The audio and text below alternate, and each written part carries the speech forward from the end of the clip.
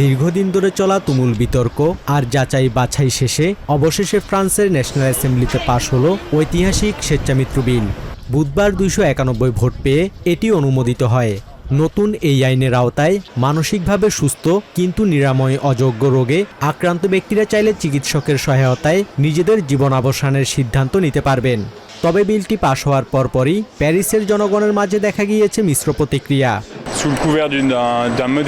আধুনিকতা ও প্রগতির নামে আমরা আসলে বেঁচে থাকার স্বাধীনতাই হারিয়ে ফেলেছি। সরকারের কাজ হওয়া উচিত আমাদের বেঁচে থাকতে সাহায্য করা, অথচ তারা আমাদের মরতে সাহায্য করার পথ খুঁজছে।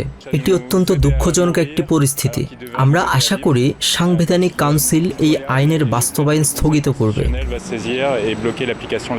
বিরোধী ও ধর্মীয় অনুশাসন মেনে চলা অনেকের মতেই এই সিদ্ধান্ত মূলত এক ধরনের আত্মহত্যার বৈধতা পাওয়ার শামিল, যা কোনোভাবেই গ্রহণযোগ্য নয়। তবে ভিন্ন মত রয়েছে। সমর্থকদের বড় একটি অংশ এই সিদ্ধান্তকে স্বাগত জানিয়ে বলছেন, ধুকে ধুকে মরার হাত থেকে এই সিদ্ধান্ত মানুষকে মুক্তি দেবে। বিশেষ করে শেষ দিনগুলোতে যন্ত্রণাদায়ক পরিস্থিতি এড়াতে এই বিলটি বড় স্বস্তি নিয়ে আসবে বলে বিশ্বাস করেন অনেকে।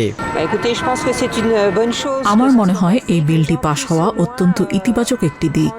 অন্তত মানুষ যখন মানসিকভাবে সুস্থ ও সচেতন থাকবে, তখনই নিজের জীবনের শেষ মুহূর্তের সিদ্ধান্তটি নিজে নিতে পারবে। সবকিছুর ঊর্ধ্বে এটি রোগীকে মর্যাদাপূর্ণভাবে বিদায় নেওয়ার সুযোগ দেবে। সাম্প্রতিক এক জরিপে দেখা গেছে ফ্রান্সের প্রায় 84% মানুষ এই বিলের পক্ষে সমর্থন জানিয়েছিলেন।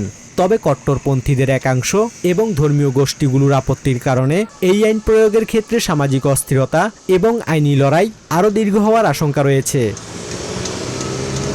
Basudebnath, TVN24 news desk.